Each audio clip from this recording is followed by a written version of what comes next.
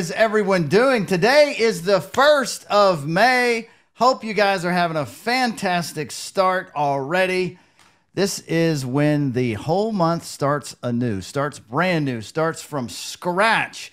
If you're in sales, I know what it's like. It is like this. You go from running 1,000 miles an hour to starting again, doing it all over, getting that momentum back.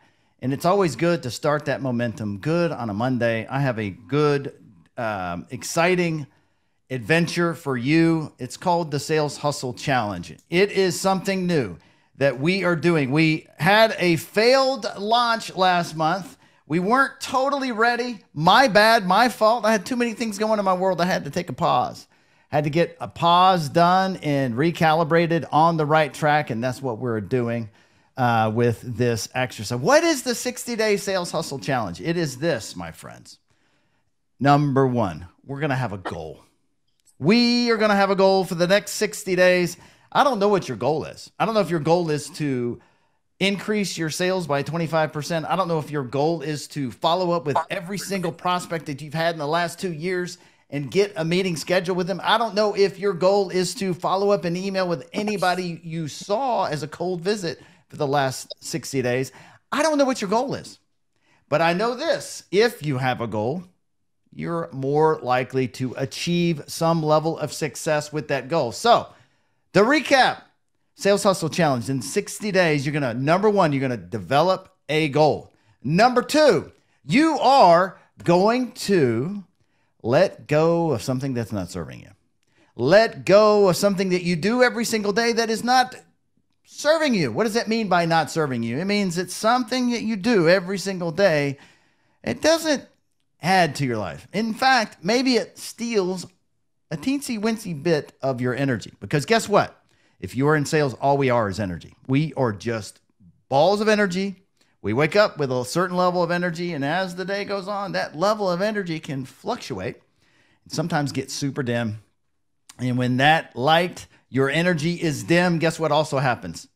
You aren't fully engaged with the sales process. You're not fully engaged with your life. You're not fully present with your family, and it really affects you. And so I ask you, and this is something that will be first gut. This is your first gut when I say these words. Is social media something you should banish and relinquish? Is Netflix something that doesn't help you? Is it the aimless scrolling on your phone? Is it the video game on your phone? Is the video game on your computer? Is it porn? Is it alcohol? Is it weed? Is it some other thing in your life that you need to let go of? Do you just need to basically say, you know what? I'm okay. I'm going to let this go and just move on. I'm not going to do this thing for 60 days. So this is a challenge for a lot of people that I want you to realize. That's why it's called a challenge. It's not why it's called it. The easy way of growing your sales is called the challenge because it is a challenge to let go of something that you're doing every single day. Maybe it's, for me, you know what it is? For the next 60 days is sugar. I love me some sugar, and I'm going to let go of that. But guess what I'm going to do is part of the Sales Hustle Challenge. It's the step 3. 1, get a goal. 2, let go of a vice you need to get rid of for 60 days. And 3, add something new to your daily habit that will serve you. Okay. And for me, it's going to be reading. And it could be working out. It could be walking every day. It could be making X number of calls a day. I'm going to add 2 things for me, and it's going to be call 5 past prospects every single day, whether email or phone call. That's going to be my thing, my added thing that I'm going to do every single day. Number 4 is we are going to be supplying this team some breath work audio to do on a daily basis, whether you're doing 5, 10, 15 minutes or 30 minutes like I've moved on to. The breath work is a great centering exercise to really get engaged with your day, with your sales, to get your mind in the right state of mind. And that's why I have David Florence here from Evolution of Dave. He's got a YouTube channel. He is basically a human energy architect. And he is crafting this program specifically for the sales people, sales leadership. That's why we call it sales hustle. All sales hustle is, at the end of the day, is a level of frequency to go about your day. When you are vibrating a higher level of energy, when you're in meetings, you're making phone calls, you're generating emails to people, you're just showing up in life with real life people. Maybe it's just your cold calling visits and you're bebopping in and you're trying to get some business. You're using our app to check in, check out of appointments, and you want to express your energy. You got to get good at managing your own energy. Last but not least, you'll fill out a form at the end of the day, just reporting back how the day went. That is the 60-day sales hustle challenge. I got Dave here. You with me, Dave? I am. Thank you for having me here. Welcome. I said the words human energy architect. And for some people, they're like, I don't know what that means. But maybe you can explain who you are and what you do and what this title is and why you're here with CallProof today. Yeah, thank you. So when we think of energy, and often I think when we use that term energy, it can be misconstrued. People can perhaps attach some kind of woo-woo or their perception of woo-woo nature of what energy really means. But I think what we're talking about here in this particular challenge is very much just that kind of energy that we all know what it's like when we wake up in the morning and all of a sudden we just feel like we've got reserves of energy. We want to jump out on the street and start screaming and shouting and say, yes, what a great Monday it is today. Now, of course, it would be unrealistic for most of us to try and to feel that on a daily basis every day. But there are ways of raising your energy so that you just feel a lot more positive. I don't know, Robert, if you remember when we did a particular breathwork practice in Costa Rica together. And this was a particular breathwork where you're drawing up energy from the ground. And it doesn't matter whether you're attaching any kind of spiritual connection to this or whether you're just doing it purely from creating that energy that you can feel physiologically and psychologically in your mind and your body. Whatever you do and whatever context you put on that experience, you can increase the level of energy. And of course, in a sales role, if we go to see a client and we're feeling a bit low, perhaps we've had a terrible conversation with somebody back at home, and we haven't quite managed the psychological energy from that conversation. But of course, when we go in to see our client, we're not on the right level of positivity to be able to walk away with the business. So wouldn't it be great if we could build certain elements into our life, very simple practices that will ensure that we always have a good baseline level of positive energy? And that's what we're trying to encompass in this program, in this challenge. The challenge is a challenge in itself. It isn't going to be easy. It's going to be tough. And that's why we have you remove one of those vices. And maybe you want to start removing more later on down the challenge. I wanted to perhaps describe in a second a little bit about the mind and how it works in its very basic level.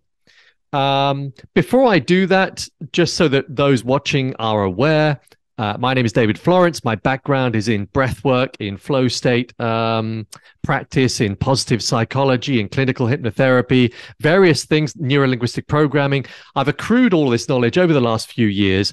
And a lot of what I do is I teach people how to improve their energy, and hence why that human energy architect title comes to the fore.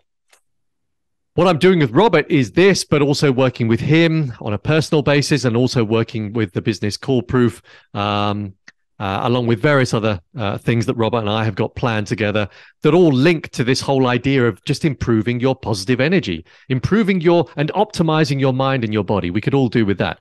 So very quickly, how does the mind work? I'm not going to cover, obviously, in every intricate bit of detail about how the mind works, but from a salesperson's perspective, or from from an entrepreneur's perspective, it's helpful to understand the following: that our mind works in an associative fashion. In other words, it is constantly marrying the present situation to one of the past. And it does that very cleverly, and it does it for a very good reason, because if it can predict the future in some way, it's going to keep you safe from harm. So that's what's going on up here. Your mind is always in that state of trying to keep you from harm. It's trying to protect you from impending danger. And by the way, as a slight aside, the brain doesn't understand the difference between reality and unreality.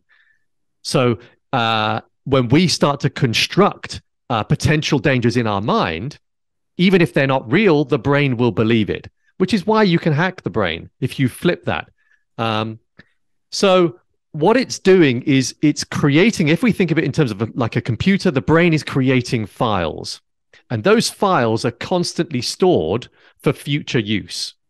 So it is also perhaps helpful to understand the following. Your mind is purely a mechanism, in the same way that other mechanisms are components of your body. So when you consider the mind in this fashion, it's easier to detach it from and begin a process of working with it and occasionally hacking it and updating it and exercising it. Because when you understand that the mind is not you, it is merely a mechanism, you can then start to work through and work methods and ideas that will start to optimize your mind, because you'll be able to separate the you from the mind. And that's partly what we're going to be going through with some of the practices on the challenge. One of those in particular will be an audio that you can listen to that is in part breath work, but also it's all to do with establishing an intention for the day. And when you apply that intention to an emotion, and this emotion that we're going to be using is the most powerful of emotions, either joy or love. When you apply that emotion to an intention, you can have some incredible, powerful effects on the mind and the body. And I know, Robert, you'll be able to attest to that since you've been doing a lot of this work recently. Yeah, absolutely. And I just noticed in the chat that we're having a little challenge with our Facebook feed. It has my face, but not yours. But that's okay. We're going to republish this. We have the video that's going to be shared later. But for me, when it comes down to this energy, it's just this recognition that we keep going through these different levels of energy. And it's the fact that when you are aware that this level of energy is fluctuating, you have some awareness to go back and recenter and get back to where we need to be before certain types of events. You know, before you walk into a meeting, before you walk into something challenging, it's good to have that ability to know that there is a tool out there to get you back and centered so you're performing at your best. Absolutely. And if you think about it, Robert, when we both do our strategy meetings, bearing in mind we're in different countries, everybody watching, obviously I'm based in the UK, Robert is based in the States. And in order for us to get in sync and in line from a cognitive perspective and from an energetic perspective, we both do the same breath work prior to our meeting. And it's amazing. You know, we both quite often turn on our Zoom. As soon as we both appear, we both go, wow, as in, okay, now we're ready. Now we're fully in sync to be able to get creative with some strategic thinking. You know, and obviously a lot of what I teach is breath work, but there are various different tools that you can employ into your day that will totally change your state. I did one just a minute ago before entering this Zoom call. I did a particular 1-minute exercise that just lifts me, fills me up with a little bit more oxygen, just starts the cogs whirring again in my brain. So one thing, Robert, I wanted to talk to you about actually is that in sales, many things can go right and probably just as many can go wrong. And in a sales role, that there is a level of acceptance about that, isn't there? And it's how resilient you are to those things that go wrong that kind of proves or suggests how well you will do in the year, how good a salesperson you will partly be determined by how resilient you are to the lows. Because there will always be a low. You know, your client may suddenly decide to drop you in favor for a competitor. Your colleague might steal your sale. I don't know whether that happens. I'm sure it probably does. Or simply you go into a meeting with your boss and then they question your ability to do the job. All of those will have a psychological or a negative psychological effect on the mind, unless, of course, you've learned how to become resilient to it. And you've learned methods and tactics that strengthen what goes on up here. And part of that is committing to a daily practice. Robert and I are both similar in thinking when it comes to this. We are both pretty committed in our daily practice, both psychological as well as movement based practices. Whenever we experience something negative, there is a potential chance that we start to create a self-limiting belief. Let's say, for example, going back to our boss, we've just come out of the meeting with our boss. He hasn't had some good words to say about us. He's questioned whether we can do the job. Well, if we're not in the right psychological state, of course, we can start creating a negative template that becomes a self-limiting belief. One of the techniques that we would like you to do on this challenge is something called the gamma mindset technique. And that technique is really, really good at removing a template in the brain that is linked to a self-limiting belief. But it is also good, this technique, for just simply creating an intention and working towards that intention for that day, whatever that intention might be. Robert gave you a nice long list at the beginning of this Zoom session. So what we're doing with this challenge is the whole idea is strengthening the mind. For those that are aware of David Goggins, I'm sure some of you are. I'm sure many of you are aware of David Goggins. In fact, one of the things that he talks about is callousing the mind. And in many respects, that's what we're doing here. You know, in the same way that a Muay Thai fighter calluses his shins by kicking a tree, we are callousing the mind by creating greater resilience. And by the way, as another aside, cold therapy is very good for creating resilience and discipline and commitment to a particular task. We won't be asking you to do that in the challenge, or will we, Robert? Maybe we will. You know, those are just other tools to get more engaged with it. I do a cold shower every day. I've done the ice baths and all that stuff, and it will absolutely wake you up, and it will make you realize that you are alive, and it will make you give you a burst of energy. But you know, the breath work is something that you can do in your car. It is something that you can do in your house. It's something you can do in your cubicle if that is where you are working. It's everywhere. This is our breath. This is just another tool that we can use that will completely change the game when it comes to how we show up with people.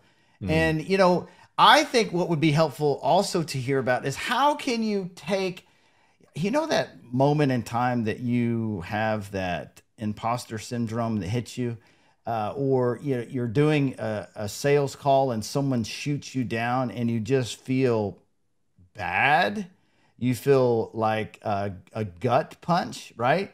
And you're like, oh gosh, I don't want to make another call. I don't want to do another activity because I feel, you know what it is? It's kind of, I guess the only feeling I can probably describe, if someone is shoving you out of a door and you're doing a cold visit and you're just passing out some flyers and you're just passing out your information and someone says, get the heck out of my office.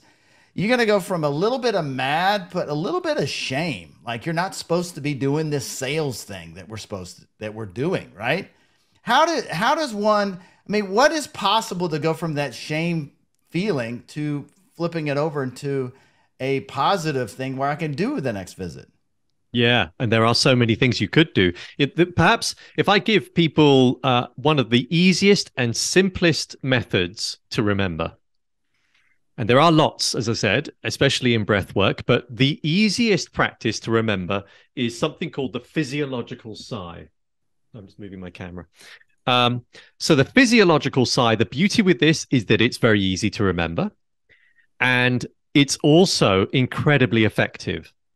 And this simple technique, you can follow up, maybe do it 3 times.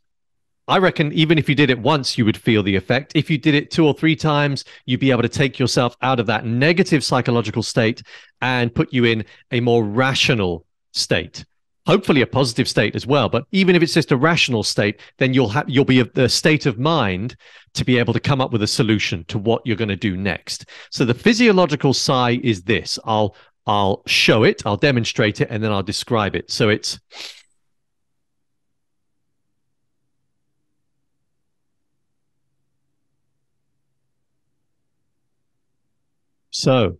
it is a deep inhale through the nose, and then a secondary burst email like this, before then a long, slow exhale through pursed lips. So by that, I mean as if you're blowing through a straw. So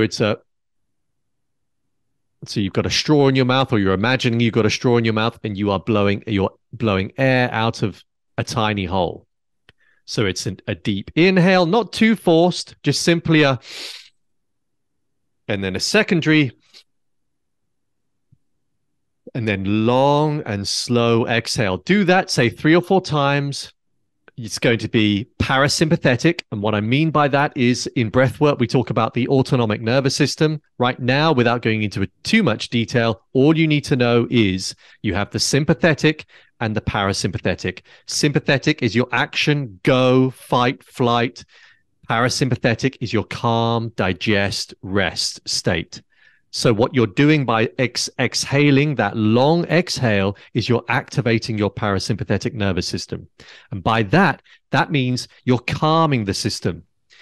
You're removing yourself from the fight-flight response that we fall into. That fight-flight response is almost the Neanderthal bit of our brain. But it's crucial when we really are in a fight, when we really do have to run away from danger. The problem is the brain doesn't understand the difference. It's not rationalizing. Your brain isn't rationalizing. It doesn't say, oh, hang on a minute. This is just a bad conversation with somebody. I don't need to turn on the neurochemicals of adrenaline and cortisol. I don't need to activate the amygdala, that Neanderthal bit of the brain. I don't need to run away. Unfortunately, the brain doesn't do that. So whenever you experience something negative like that, your fight-flight response is turned on, and then to a greater or lesser extent, you have increased negative neurochemicals, and then you move out of a rational, intelligent bit of the brain into the irrational fight-flight response. And so therefore, that simple breathwork experience, or breathwork practice rather, will remove you from one to the other. You'll then be able to, well, what you could do, you'll then be in a positive, rational state. You could then do another breathwork that lifts you. Or you might just go for a walk in nature. Or you might think, okay, I'm not going to respond to that person right now. I'm going to take some time. Or I'm now ready to put myself in a good positive state in order for the next meeting that I have with a client. You know, this is great stuff, and this is what the intent for this this exercise of the Sales Hustle Challenge is all about. Is setting up these tools to remember to use them when they are necessary is part of the challenge of it, because, you know, I have seen these tools and know about these tools, but when you're in the arena, like, what do they say, that, you know, all bets are off when the gun starts firing, and you just can't get to that mindset where you're automatically going, okay, I have this tool, I'm going to use this for this situation and put it into action, and go revert to, all right, I've just taken my energy from a 10 to a 2, all right, I got to pull this out of my pocket. I'm going to use this breath work and put that into motion. How long does it take to make these tools accessible so you're using them in an autopilot mode where it's just automatically, oh, okay, this just happened. I'm going to change. I need to change my state. How long did it take you to build that muscle to use these items? Yeah, I would say you need to be practicing this daily and probably for a couple of months before, and that's rather pertinent, isn't it? Given that the challenge is 60 days. Before you're reconnecting new neurons so that you have a template in the brain that remembers it. And that's why I talk a lot about simple practices, because there are so many out there that if you were to learn them all, then, when you're next in a tricky situation, you might be going, okay, which practice do I do? So it's better just initially to learn one or two really crucial ones that have a profound effect. And then if you want to, then learn some other practices further on down the line. But yeah, I reckon a couple of months. Yeah. But the key to this is discipline and commitment. Yeah. As you know. And this is what this challenge is all about. Now, I have done, or you may have heard me talk about it in the past, 75 hard challenge, which is 75 days of lots of things, lots of disciplines, all very hard and very challenging. And that was the inspiration of this. And it's also a desire for me to change my disciplines around sales, around CallProof, and around sharing the message that, listen, we have a great tool with CallProof to use to stay in front of your clients and stay in front of your prospects. We've added some really interesting features in the app for our customers, but I am very aware about the energy needed to do the day-to-day. How can CallProof be a support of this change of energy state that exists? These are skills that I know that if our clients were to start using those in their day-to-day, they would see some benefits. So it's beyond the app. This is all within you. In this exercise, we're coming up to the end here, so I'm gonna close this out. Thank you, Dave, for joining us today. We're right at time, but I wanted to leave you guys with a couple of things. We have a website. It's callproof.com/60-day challenge. That's where you can go to get the audios. That's where you can go to learn more about how you can connect with us. That's where you can actually fill out a form at the end of the day and document what is going on. Because I will tell you this, when you journal your experience through the day, I mean, just think about how this could change your sales career. If you, had a goal for the next 6 days, we should have a goal. Number 2, drop something that's not serving you, add something that is serving you. Listen to a daily intentional breathwork video where you decide an intention for the day. What do you want to do? And at the end of the day, you fill out a form. What does this do for you? Number 1, life is fast. It's going to go by faster than you could ever imagine. You can grab life by the horns and set an intention before your day begins. Do your day with that intention in mind. At the end of the day, you're just giving yourself feedback. We have a little link where you could do that. Why should you go out there and fill out that form? It's for you. It's not for us. We have a form for you. I'm not going to even look at what you put in that form because it's all you. If you don't feel comfortable filling out a form, then do it on an Excel spreadsheet for yourself or a Google Doc or wherever you want to keep and journal your information, because as you learn and as you grow, you will get better each and every day. Thank you, Dave, for joining. Thank those of you who had joined on the live stream. I appreciate it. I will leave you with this. We will be back next Monday at 10 Central, hopefully with no audio issues and video issues as we had today on our stream, and apologize for that. We'll get better at this each and every week on 10 o'clock on Monday Central. Thanks for joining and have a great rest of the day.